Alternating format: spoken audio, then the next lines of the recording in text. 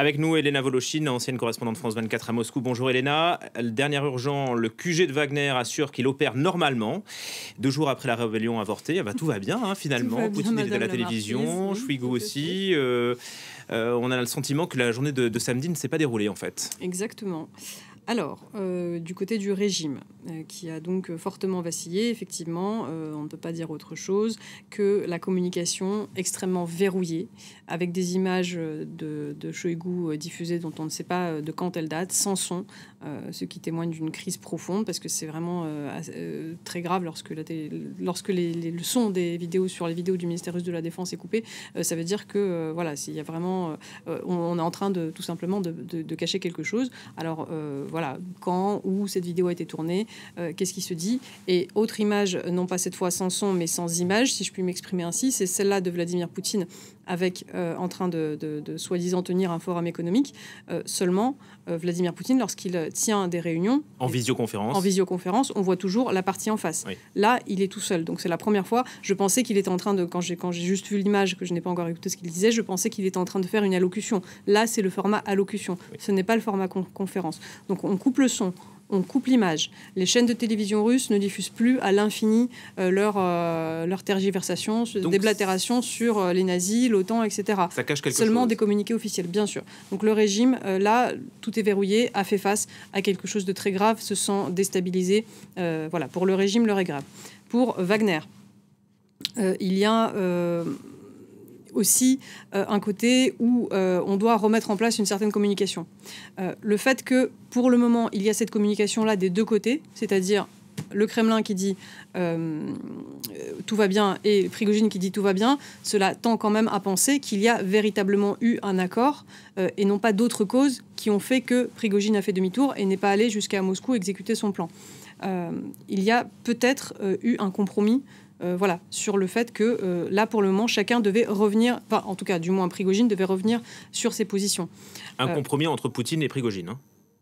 Si je vous suis bien. Nommément, je ne sais pas si c'est Poutine, si ce sont les services de Poutine, enfin qui nommément a trouvé le compromis. En tout cas, on a entendu le président biélorusse Alexandre Loukachenko dire voilà, je récupère Prigojine, mais enfin bon, Alexandre Loukachenko dans cette histoire, c'est un proxy, c'est un vassal, c'est un peu une figure écran qui a joué le rôle tout simplement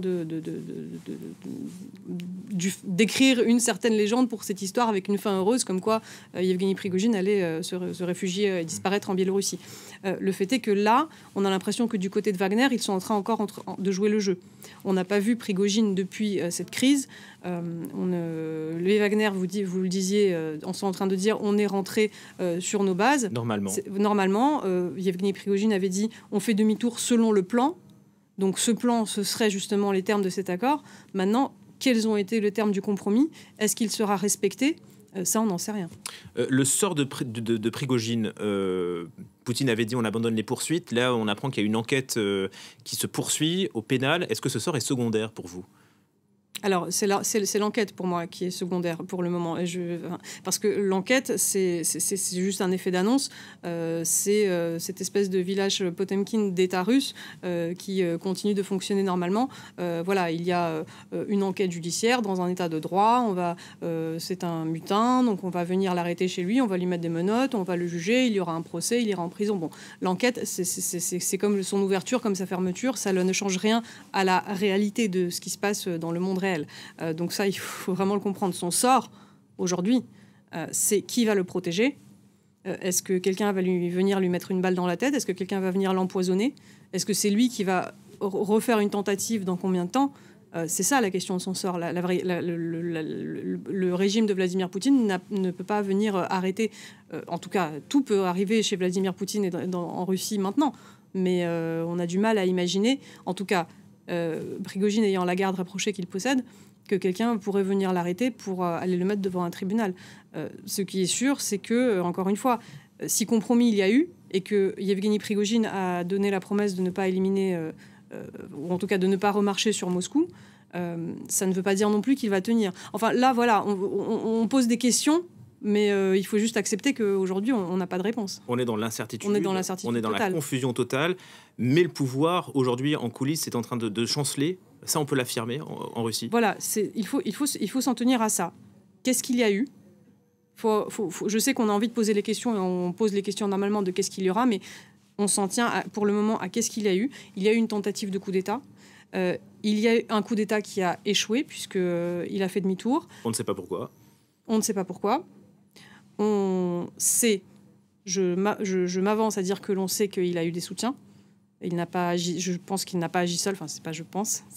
On ne peut pas dire qu'il a agi seul.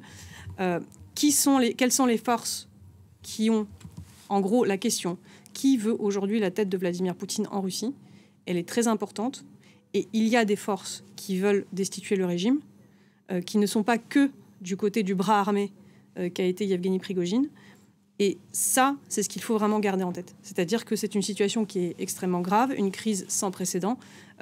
Pour un autre symptôme, si l'on peut dire, on avait Douglas Herbert qui a vécu le coup d'État, la tentative de putsch avortée en 91. Qui est notre chroniqueur international pour la chaîne anglophone. Exactement, lorsque la télévision russe diffusait Le Lac des Cygnes, on est dans cette situation-là. C'est-à-dire que la télévision en continu Russie à 24 diffuse des documentaires historiques. Donc, voilà, on est... Donc ça pourrait s'accélérer dans les heures qui viennent, peut-être, rien n'est exclu. On ne sait pas, ça peut prendre des mois. Ça peut prendre des mois. Mais on est dans un moment charnière de l'histoire et on n'a pas d'heure et de date pour savoir quand est-ce que ça va basculer.